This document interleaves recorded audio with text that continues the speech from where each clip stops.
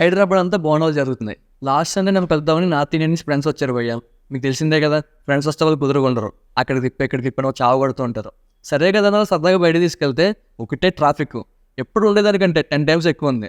So friends చిరాకు పడుతుంటే హైదరాబాద్లో బోనాలు స్టార్ట్ అయ్యి అందుకని ట్రాఫిక్ ఉంది అని చెప్పాను అనమాట.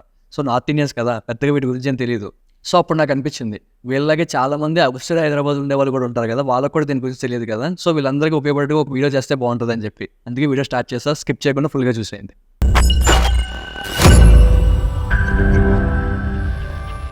తెలంగాణలో ఎవ్రీ ఇయర్ ఆషాఢంలో బోనాలు ఉత్సవాలు జూన్ ఎండింగ్లో స్టార్ట్ అవుతాయి. అందులోనూ హైదరాబాద్ అంటే బోనాలు ఒక రేంజ్లో చేస్తారు. గోల్కొండ జగదాంబిక అమ్మవారికి తొలిబోనం ఇచ్చి ఫెస్టివల్ అనేది స్టార్ట్ చేస్తారు. అలాగే బోనాలు ఎండింగ్ కూడా ఇక్కడే చేస్తారనమాట. ఆ తర్వాత లష్కర్ బోనాలు, సికింద్రాబాద్ ఉజ్జయిని మహంకాళి, లాల్ దర్వాజా, ధూల్పేట్, బల్కంపేట్, పాతబస్తీ అమ్మవారి టెంపుల్స్లో బోనాలు చేస్తారు. కోరికలు తీర్చే కాళీమాతకి భక్తులు చెప్పే కృతజ్ఞతగా బోనాలు చేస్తారు. భోజనం అనేది ప్రకృతి, బోనం అంటే వికృతి. ఎవ్రీ ఇయర్ ఆషాఢంలో అమ్మవారు పుట్టింటికి వస్తారని, ఆ టైంలో ఊరి వాళ్ళంతా తమ బిడ్డే పుట్టింటికి వచ్చింది అన్నట్టుగా సెలబ్రేట్ చేస్తారు. అండ్ ఇంకా సైంటిఫిక్ రీజన్స్ వచ్చేటప్పటికి June ending rainy season start అవుతుంది. అయితే ఈ టైంలో డిసీజెస్ లైక్ కలరా, డయేరియా లాంటివి ఇంకా కొన్ని కాంటేజియస్ డిసీజెస్ ఎక్కువ వస్తూ ఉంటాయి అనమాట. అందుకే ఈ టైంలో బోనాలు చేయడం వల్ల ఇన్ఫెక్షన్స్ రాకుండా ఉంటాయని ఒక నమ్మకం. ఎందుకంటే ఈ ఫెస్టివల్స్కి ప్రతి ఇంటి ముందు, ప్రతి స్ట్రీట్కి వేపాకులు కడతారు, పసుపు నీళ్ళు జిమ్ముతారు. ఈ వేపాకుల వల్ల బ్యాక్టీరియా అండ్ వైరస్ లాంటివి స్ప్రెడ్ అవ్వవు. అందుకే బోనాలలో వేపాకు మస్ట్ అండ్ షుడ్ ఉంటుంది. బోనం ప్రిపేర్ చేయడానికి కొత్త మట్టి కుండ లేదా ఇత్తడి కుండలు మాత్రం యూజ్ చేస్తారు. రైస్, బెల్లం, పాలు కలిపి బోనం వండుతారు. ఆ కుండని సున్నం, పసుపు, వేపాకులతో డెకరేట్ చేసి కుండ పైన ఒక దీపాన్ని కూడా పెడతారు. కుండ చుట్టూ రాసిన సున్నం, పసుపు, వేపాకు యాంటీసెప్టిక్, యాంటీబయాటిక్గా పనిచేస్తాయి. అందువల్ల బోనం లోపలికి ఎటువంటి బ్యాక్టీరియా కానీ, ఇన్సెక్ట్స్ కానీ వెళ్ళవు. ఇంకా కుండపై దీపం ఎందుకు పెడతారంటే, పూర్వం ఇప్పుడున్నంత పవర్ ఫెసిలిటీస్ ఉండేవి కాదు కదా. సో దారిలో వెళ్ళేటప్పుడు చీకటిగా ఉంటే ఆ దీపం వల్ల దారి కనిపిస్తుంది కాబట్టి అలా పెట్టుకునేవారు అనమాట.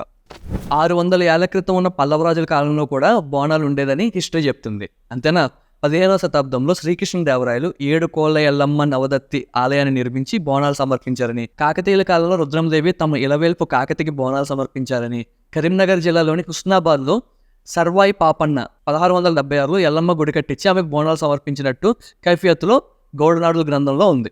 అయితే ఈ బోనాలు హైదరాబాద్లో ఇంత ఫేమస్ అవడానికి ఒక స్టోరీ ఉంది. 1869లో భాగ్యనగరంలో భయంకరమైన ప్లేగ్ వ్యాధి వచ్చింది.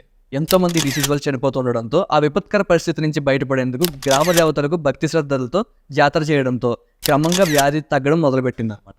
అయితే అప్పటి నుంచి ఈ బోనాల పండుగ జరపడం ఆనవాయితీగా వస్తుందని చెప్పారు.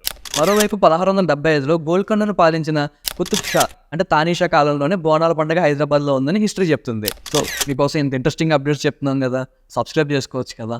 ఈ బోనాలు జరిపే గోల్కొండ జగదాంబ మహంకాళి దేవి, సికింద్రాబాద్లోని ఉజ్జయిని మహంకాళి, ఓల్డ్ సిటీలోని లాల్ దర్వాజలోని కొలువైన సింహవాహిని మహంకాళి టెంపుల్స్కి ప్రత్యేకమైన చరిత్ర ఉంది. అదేంటో చూద్దాం. ఫస్ట్ గోల్కొండ కిల్లాలోని ఓ రాతి గుహలో జగదాంబ మహంకాళిదేవి దర్శనమిస్తుంది.